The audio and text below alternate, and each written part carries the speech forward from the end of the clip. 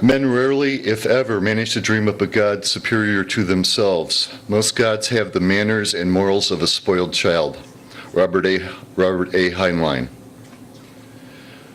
An atheist believes that a hospital should be built instead of a church. An atheist believes that a deed must be done instead of a prayer said. An atheist strives for involvement in life and not escape into death. He wants disease conquered, poverty vanquished. Justin Brown. Again, from Robert Ingersoll, one of the questions that usually comes up if we're talking about not being believers is, well, how do you find meaning in life? And life can't have meaning without God.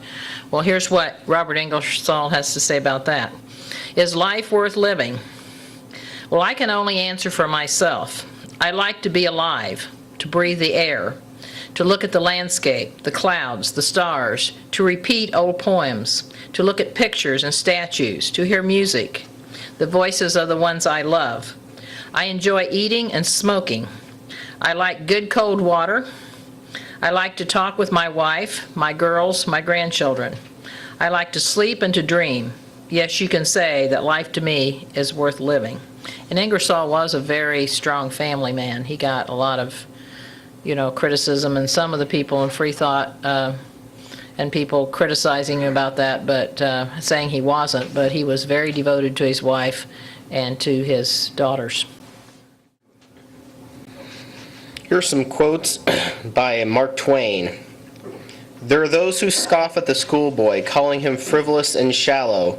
Yet it was the schoolboy who said, "Faith is believing what you know ain't so." Truth is stranger than fiction, to some people, but I'm measurably familiar with it. Truth is stranger than fiction, but it is because fiction is obliged to stick to possibilities. Truth isn't. There is a moral sense and there's an immoral sense. History shows us that the moral sense enables us to perceive morality and how to avoid it, and that the immoral sense enables us to perceive immorality and how to enjoy it. The English are mentioned in the Bible, "Blessed are the meek, for they shall inherit the earth." It is by the goodness of God in our country we have those three unspeakably precious things: freedom of speech, freedom of conscience, and the prudence never to practice either of them. I have more from Gandhi. It is unwise to be too sure of one's own wisdom.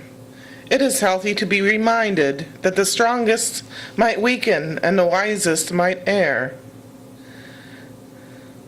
One needs to be slow to form convictions, but once formed, they must be defended against the heaviest odds. Strength does not come from physical capacity. It comes from an indomitable will. The weak can never forgive. Forgiveness is the attribute of the strong. You must not lose faith in humanity. Humanity is an ocean. If a few drops of the ocean are dirty, the ocean does not become dirty. I'd like to do one more quote from Thomas Jefferson in his letter to James Madison. He said, "It is always better to have no ideas than false ones, to believe nothing than to believe what is wrong." And then this is a quote from House MD, Hugh Laurie's character on the television show. He says, "Rational arguments don't usually work on religious people. Otherwise, there would be no religious people." My name's Joseph Bennett, new to CIF, and just noticing that there are all these different quotes by all these famous people. No matter how you put it, how you say it, they are great men and women. All the people behind me, all the people that have been mentioned, have made a significant impact in our world where we remember them like they are. And whether you like it or not, they are free thinkers. They are not part of the so-called Christian nation that they are always lumped into. they will always be great men and women, no matter what they think, no matter what you want to say they did, anything like that. It's funny to me that there's so many atrocities and everything put down in the name of God, in the name of religion, yet never in the name of let's wait and think about this. It's this whole idea that never say this is the absolute truth, that what this story I've heard is absolutely true. It's always being able to pause for a second, going, maybe it's not, let's look into it a little bit. That's all I'm asking for everybody to do. Stop saying something is definite. Stop saying something is one way and only one way. And stop saying that the past has always said that it's been that way. Because most of the past, you honestly have no clue. You have no way to be able to tell.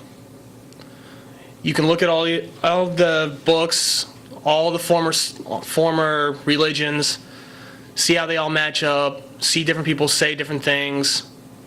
You will get the same answers in a lot of places, and you will get different answers in a lot of the same places too. So again, I come back to the thing of always questioning. As long as you question, you will have the answer. Because the answer is, really, I don't know. I have my beliefs, and I have my rational thinking. And those are the things I actually put faith in. James Madison said, "Religion flourishes in greater purity without man, with the aid of government." Jefferson said, "If we did a good act merely for the love of God and a belief that it is pleasing to Him, whence arises the morality of the atheist? Their virtue, then, must have had some other foundation than the love of God." Again from Ingersoll. The truth is our government is not founded upon the rights of gods, but upon the rights of men. Our Constitution was framed not to declare the deity of Christ, but the sacredness of humanity. Ours is the first government made by the people for the people. It is the only nation in which the gods have had nothing to do. The God in the Constitution association is weak and fanatical, stupid and absurd. What God are we to have in the Constitution? Whose God? If we should agree tomorrow to put God in the Constitution, the question would then be, which God? On that question, the religious world would fall out. In that direction, there is no danger. Only a few days ago, our president, by proclamation, thanked God for giving us the victory in Santiago. He did not thank Him for sending yellow fever. To be consistent, the president should have thanked Him equally for both. Adam was but human. This explains it all. He did not want the apple for the apple's sake. He wanted it only because it was forbidden. The mistake was in not forbidding the serpent. Then he would have eaten the serpent. Whoever has lived long enough to find out what life is knows how deep a debt of gratitude we owe to Adam, the first great benefactor of our race. He brought death into the world.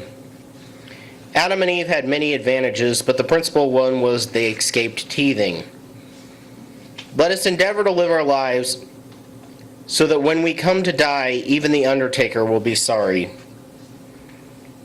This is Mark Twain. Why is it that we rejoice at a birth and grieve at a funeral? It's because we're not the person involved. This is a quote from Sir Arthur Clarke. "It is a truism that almost any sect, cult, or religion will legislate its creed into law if it acquires the political power to do so." And Jeff Mather said, "To say that atheism requires faith is as dim-witted as saying that disbelief in pixies or leprechauns takes faith. Even if Einstein himself told me that there was an elf on my shoulder, I would still ask for proof, and I wouldn't be wrong to ask."